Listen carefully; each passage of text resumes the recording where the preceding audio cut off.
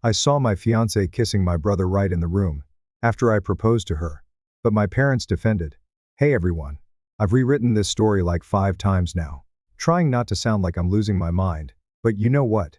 Screw it, here's the full mess. So, quick background, I'm 29 years old, and this story's been eating at me for a while. I'm sharing it anonymously because, well, my family stalks me more than the FBI ever could. So we'll keep things under wraps. Anyway, I started dating this girl. Let's call her Sasha. Back in high school. We were seniors, and prom was coming up. I wasn't the most popular guy in school, but I wasn't invisible either. Just your average guy who played a little sports, got decent grades, and kept to himself. Sasha, though, totally different. She was the kind of girl who was friends with everyone. Not the head cheerleader or anything, but definitely the girl everyone loved. She was smart, beautiful, always had this glowing smile, and people gravitated toward her. I had a massive crush on her for probably a year before I actually grew the guts to ask her out. The crazy thing was, when I finally did, she said yes. I still remember being completely shocked when she agreed. And prom night, it was perfect. We clicked better than I ever could have imagined, and within a week, we were officially dating. We both got into the same college, which was a stroke of luck, and spent the entire 4 years together. After graduation, we moved in together, and everything felt like it was falling into place. We were the couple everyone else seemed envious of. You know, the kind that seemed to have it all. But, to understand the full picture, I have to give you some background on my family. Now, my younger brother, Liam, was always my parents' favorite. No doubt about it. He was better looking, better at sports, more outgoing, and got all the girls.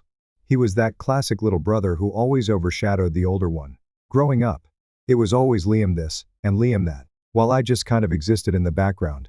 We got along fine as kids. Though, we'd build forts, play video games, just your typical brotherly stuff. But when he hit high school, and I was already in college, the gap between us got bigger. He'd come visit me at college, and, instantly, he was the guy everyone wanted to hang with. I won't lie, it bugged me a little. But by then, I was used to it. Liam and Sasha knew each other from high school, since he was only a couple years younger than us. And they were friendly, but I never thought much of it. They'd chat at family gatherings or when he came to visit. But it never seemed like a big deal. It wasn't until much later that I started noticing small things that would bother me, like how they'd text each other sometimes, and she'd laugh at her phone and just say, "Oh, it's your brother being dumb." Or how they had all these inside jokes I wasn't a part of. At parties, my friends would sometimes joke, "Man, Sasha and Liam have such great chemistry," or "They're like twins, so similar." It's crazy. I'd just laugh it off. What else was I going to do? Sasha always came home with me, always told me she loved me, always talked about our future together. So, I figured everything was fine. After 7 years with Sasha, I was ready to propose. I saved up for months to buy a decent ring. Nothing too flashy, but it wasn't cheap either. I planned the whole thing at this fancy Italian restaurant, the one we'd gone to on our first real date in college. I made reservations, told the staff what I was planning, and arranged for both our families and some close friends to meet at our apartment afterward. For a surprise celebration, the proposal went exactly as planned. The dinner was amazing, and for dessert, they brought out a little surprise, a ring box on the plate. I got down on one knee, gave this speech I'd practiced for weeks, which, of course, I totally blanked on, and probably sounded like a total idiot, but whatever. She started crying and said yes. And the whole restaurant applauded. It felt like one of those perfect moments that you only see in movies. Afterward, we went back to our apartment where everyone was waiting. Sasha acted surprised, though I'm pretty sure she saw it coming. Her dad made this emotional toast that had everyone tearing up, and even Liam seemed genuinely happy for us. He gave me a hug and told me, "You're a lucky man," which was a little quieter than usual, but I just figured he was tired or something. The celebration went on for hours, people talking about wedding plans already. Laughter filling the room. I remember thinking that night was the happiest of my life. I'd just proposed to the woman I loved, and everything was falling into place. But as the night wore on, something started to feel off. Around midnight, when most of Sasha's friends had already left, my college roommate and his wife were the last to go. I was in the kitchen rinsing glasses, still riding that engagement high, when I noticed Liam slip out the back door for a smoke. Typical Liam move, he needed his late night break. A few minutes later, Sasha came by and casually mentioned she was going to take care of something before joining me. At first, I didn't think much of it. But after 10 minutes, I started getting this weird feeling. Why were both of them gone at the same time? Something about it just didn't sit right with me. It was like my brain was connecting all the quiet red flags I'd ignored over the years. So, I decided to go check it out. I made my way down the hall toward the bedroom where we'd dumped all the coats. The door was cracked open. Not fully closed, just enough to see a sliver of light. I figured maybe Sasha was in there looking for something. So, I pushed the door open. And that's when everything stopped. There, in our bedroom, was Liam, my brother, pinned up against Sasha. His hands all over her. They were kissing, not even pretending to resist each other. Sasha wasn't pushing him away.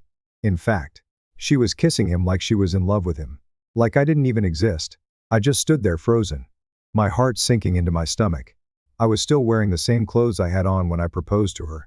The ring was still fresh on her finger. And people were still congratulating us. But here I was, watching the woman I thought I was going to spend forever with, grinding up against my brother like I was a stranger. I felt like someone had knocked the wind out of me. The whole situation felt surreal. Like I was watching someone else's life. Like I had somehow stumbled into the wrong house. Before I even realized what was happening, I found myself tackling Liam to the ground and throwing punches. We knocked over the nightstand, smashed a lamp, and tore down the curtains. Sasha was screaming for us to stop. But it felt like I couldn't even hear her properly, like her voice was coming from underwater. It wasn't until my dad and Sasha's brother rushed in and pulled us apart that I snapped back into reality. My lip was split open, my knuckles were bleeding, and Liam already had a black eye and a bloody nose. We were both breathing hard, staring at each other like we wanted to kill each other. I looked back at Sasha. She was standing there, crying, her mascara running down her face. She didn't say anything to defend herself. And that's when it hit me. This wasn't the first time. This had been going on behind my back for who knows how long. How long? I asked. My voice eerily calm considering I felt like my heart had been ripped out of my chest. The room was dead silent. I shouted, "How long?" And Liam looked at Sasha, then back at me. His answer, "It's complicated." I couldn't believe what I was hearing. Complicated. I laughed bitterly. "That's what you call this? You've been sleeping with my fiancé behind my back, and it's complicated." Sasha finally spoke. Her voice tiny. "We never meant to hurt you." "Well, you did a hell of a job then," I shot back. I told them all to get out. Right then and there. I demanded they leave my apartment. My parents tried to calm me down. Like this was some small disagreement that could be fixed with a good night's sleep. I wasn't having it. "Get out. Now. Or I'll throw your stuff out the window." They left. And the moment I was alone, I just stood there, completely numb. As everything I thought I knew about my life came crashing down. The woman I loved, cheating on me with my brother, my family, protecting him instead of telling me the truth. And that's how my engagement night, the happiest night of my life, turned into the absolute worst. The rest of the night was a blur. It was like I was stuck in a fog, my brain trying to process what had just happened. I couldn't even understand why I wasn't completely breaking down. I mean, this was my family, my fiancé, my brother, my parents, and they all betrayed me in the worst way possible. But in that moment, I just walked around the apartment, numb, like a robot going through the motions. Everyone had left. And it was just me, alone, in my apartment that had once felt like a home, but now felt like a prison. The ring was still in my pocket. The symbol of everything I thought I had, everything I thought I knew about love, about family. I wasn't sure what to do with it. The thought of even looking at it again made me sick. I just wanted to forget. But that wasn't possible. I sat on the couch for what felt like hours, trying to breathe, trying to let it all sink in.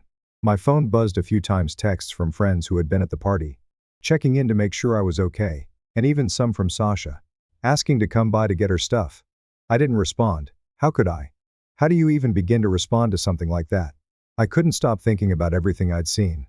The betrayal, the absolute devastation, the thought that they'd been sneaking around for years, behind my back. And even worse, the realization that my own family, my parents, had known about it. They'd known for years. And they still allowed me to propose. Still let me build this false life with Sasha. All of them knew, and they said nothing. I got up and started cleaning. Not because I wanted to, but because I had to do something. I needed to move. To do something with the overwhelming chaos inside my head. I cleaned mechanically, not really thinking about it. As if I cleaned the apartment, maybe I could clean my mind too. But it didn't work. The emptiness lingered, and so did the pain. The next morning, everything felt wrong. I wasn't hungover from drinking. I was hungover from emotional whiplash. It was too much, too fast. I hadn't had time to process the fact that my whole life had just been upended.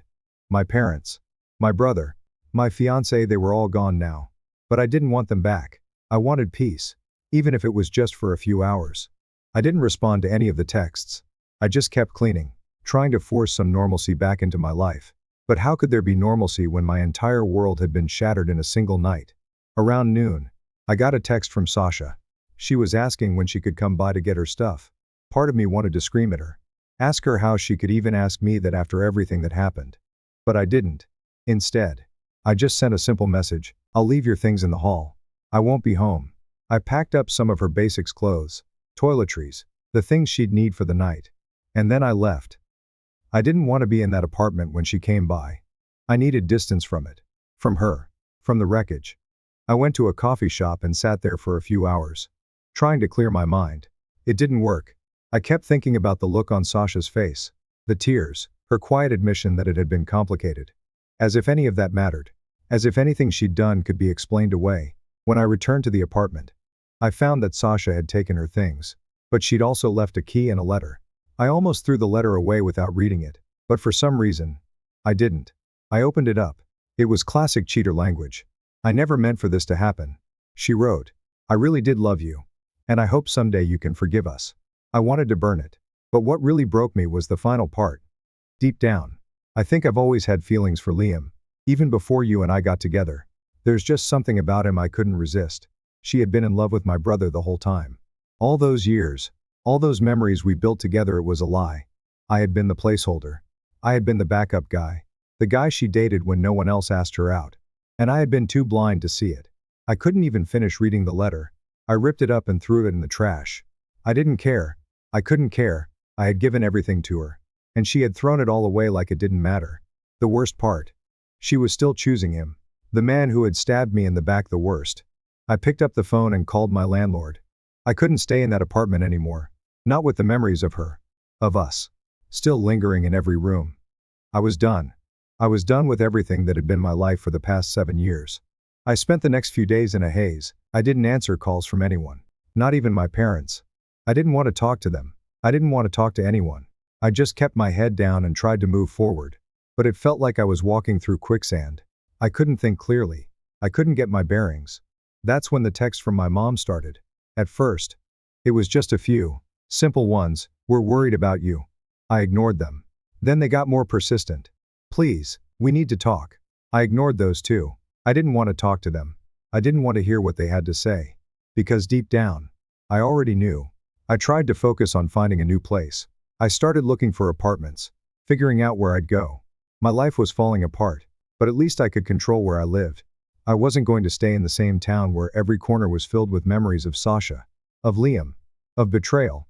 I needed to leave. I needed a fresh start. But then, just when I thought I might actually make some progress, I got a call from my mom. It wasn't one of the usual texts. This one was urgent. "Please don't hang up," she said, immediately. "What is it?" I asked, already annoyed. "It's about the baby," she said. I froze. "What baby?" I asked, confused. My mind went blank. Had she lost her mind? "Your baby," she said.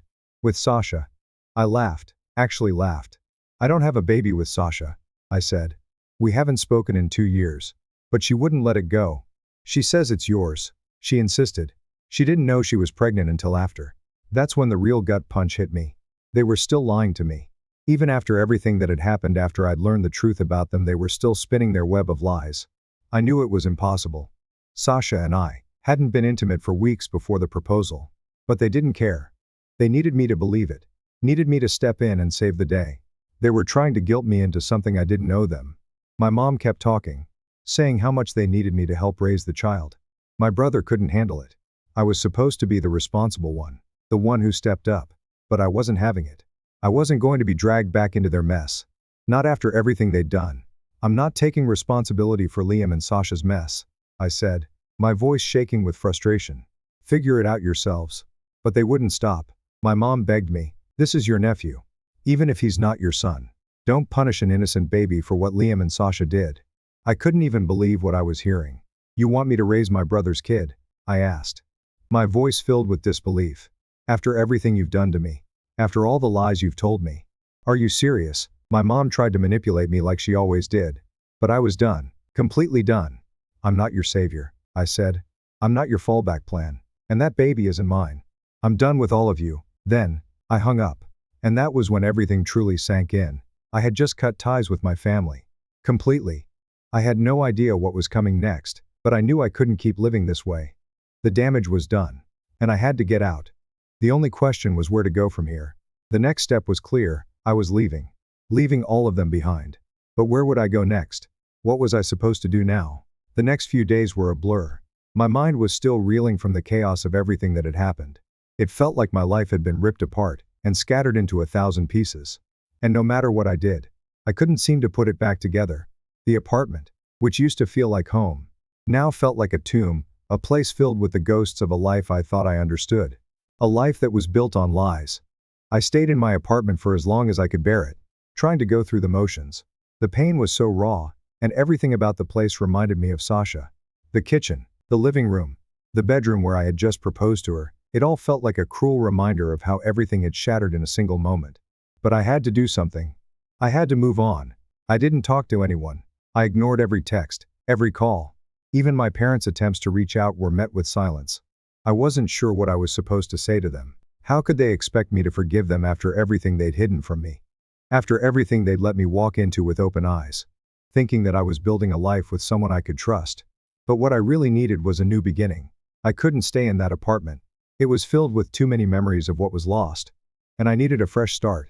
So, I began making calls, figuring out how to get out of there. I contacted my landlord and asked about breaking the lease. I didn't want to live in a place filled with ghosts, so I needed to find somewhere else. Somewhere far from everything that had happened. At the same time, I started thinking about my next move. The next chapter in my life. I needed distance from my family, from Sasha, from everything that had been part of my old life. I needed space to breathe, to recover, to figure out who I was without the people who had betrayed me so deeply. That's when I made a decision that would change everything. I had a friend who had moved to Seattle for work a few years ago. And I remembered how much he loved it there. It was the kind of city where people could start over, reinvent themselves. The thought of moving there felt like a lifeline. It was far enough away that I could escape the mess my life had become, and start fresh. So, I called him, explained the situation, and asked if he knew of any available apartments. I wasn't planning on moving for a while, but the idea of getting out of my hometown, of being away from everything that reminded me of my betrayal, seemed like the right move. I also contacted my boss to see if there were any job openings at the company's Seattle office. I didn't know if it would be a good fit, but it couldn't hurt to ask, and to my surprise, the timing was perfect. They had an opening, and it was exactly the kind of position I wanted. More money, a chance to grow professionally, and best of all, it was an opportunity to leave everything behind. Within days, everything fell into place. My landlord found someone to take over my lease, and I found a roommate in Seattle who had an extra room available. It felt like the universe was giving me a sign. Maybe, just maybe, this was my chance to rebuild, to find something better than the wreckage my old life had become. Before I knew it, I was packing up my car, ready to drive across the country to a new life. I had no idea what to expect when I got there, but the thought of leaving everything behind, my old apartment, my family, my past, felt like a weight lifting off my shoulders. I had one last conversation with my parents before I left. I knew they were going to try and reach me, try to guilt me into coming back. They always had a way of manipulating me, of making me feel like I was the problem. But I couldn't go back. Not now, not after everything they had put me through. I sent them one final message before I left. I'm not your savior. I'm not your fallback plan. And that baby isn't mine. I'm done with all of you. It wasn't the message I wanted to send. I wanted to yell at them, to scream that they had destroyed my life. But I was beyond that now. I had nothing left to say. They had shown me who they really were, and I didn't need them anymore. The drive to Seattle was long, but in a way, it felt freeing. I wasn't sure what awaited me on the other side, but I knew I couldn't stay in the past. I had to start fresh, and that meant leaving everything behind. I had no idea what I was walking into, but for the first time in weeks, I felt a glimmer of hope. Maybe things wouldn't be perfect. Maybe it would take time to heal, but it was a chance, and that was all I needed. When I arrived in Seattle, everything felt different.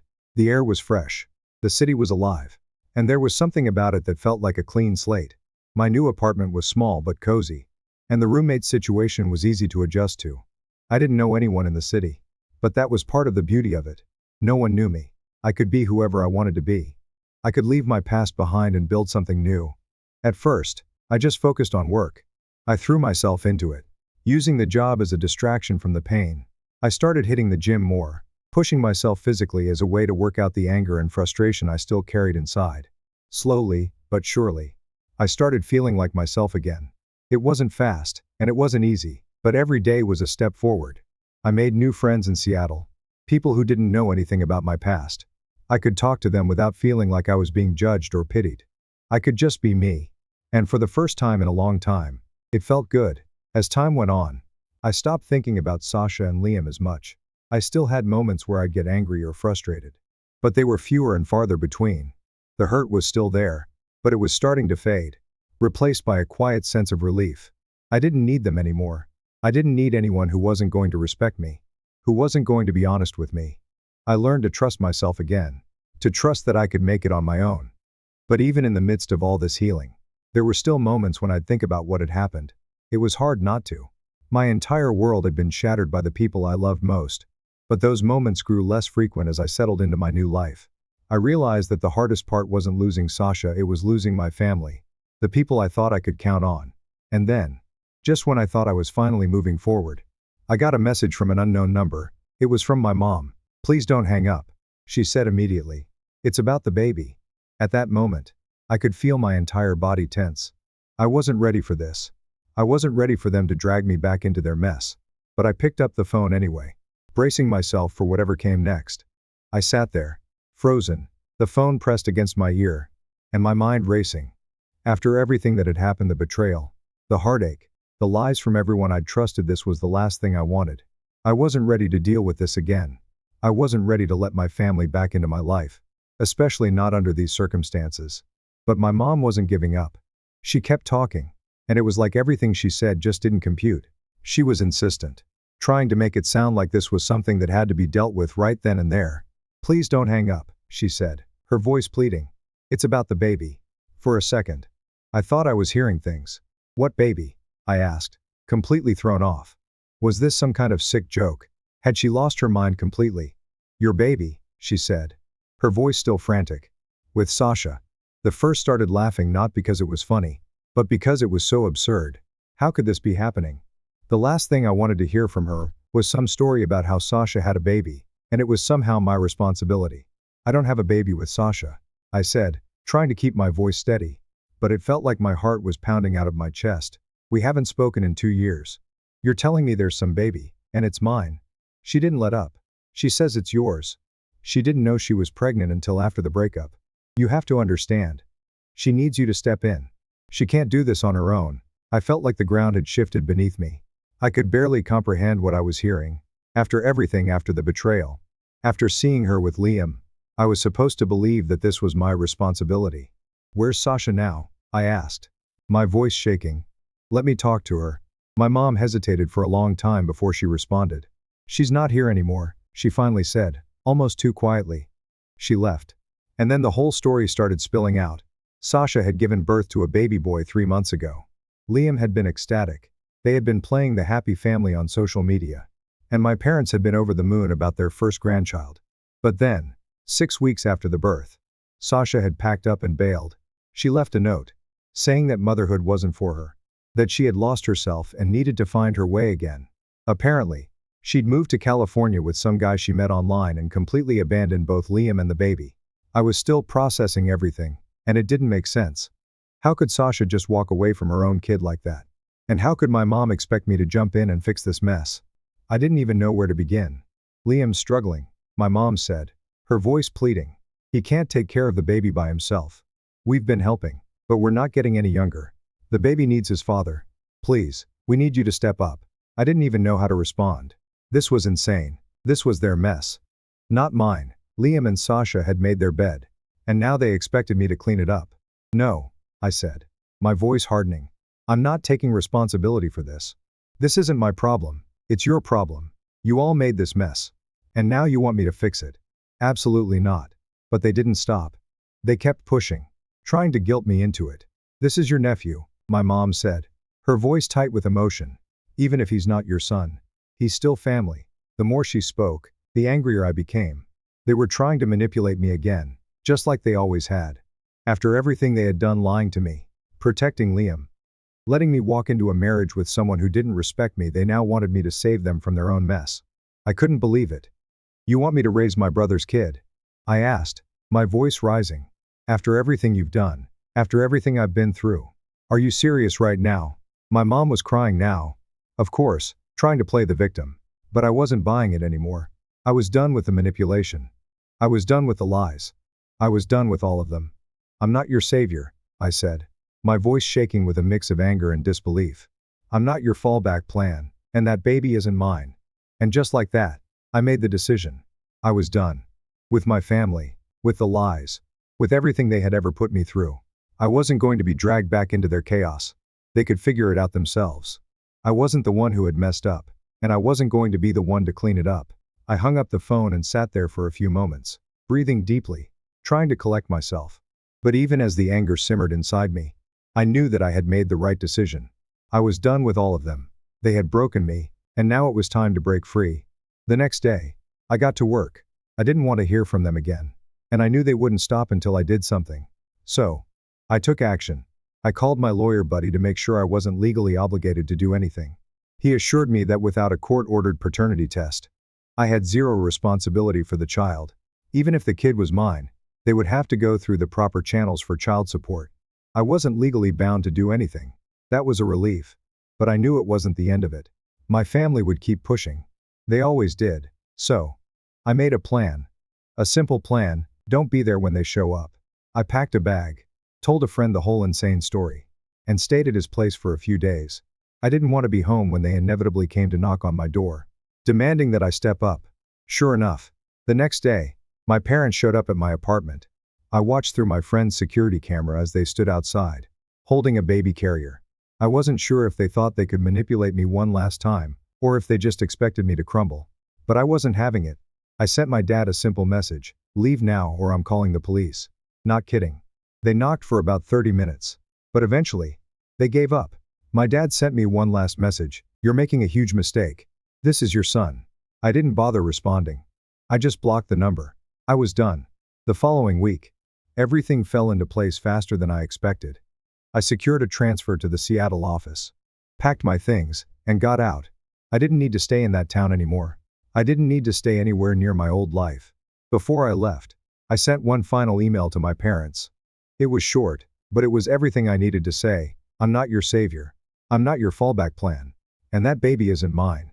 I hope every time you see him, you think about the son you erased. And every time someone asks where I went, you remember that you drove me away."